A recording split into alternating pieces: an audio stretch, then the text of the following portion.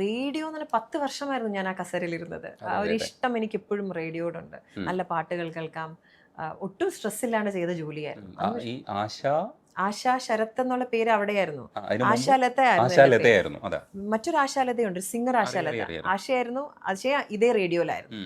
അതുകൊണ്ട് ഞാൻ എൻ്റെ പേര് ആശാ ശരത് എന്ന് ശരത്തേട്ടനെ കൂടെ ചേർത്ത് പ്രേക്ഷകർ. അതിനാണ് ശരത്തേട്ടനെ കൂട്ടുപിടിച്ചത്. അയ്യോ അതുകൊണ്ടല്ല, അല്ലെങ്കിൽ പേര് മാറണം അങ്ങനെയൊന്നും ചിന്തിച്ചിരുന്നില്ല. ആശാലതയായിരുന്നു, ആശ ശരത്ത് ആക്കണമെന്നൊന്നും ഒരിക്കലും ചിന്തിച്ചിരുന്നേ ഇല്ല.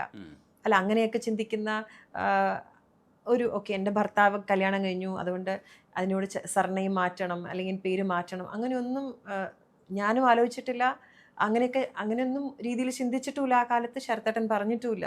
പക്ഷെ ഇവിടെ ഈ 2 ആശാലത വന്നപ്പോൾ വലിയ കൺഫ്യൂഷനായിരുന്നു. ശ്രോതാക്കൾക്ക് ഭയങ്കര കൺഫ്യൂഷനായിരുന്നു. ആശ വലിയ സിംഗറാണ്.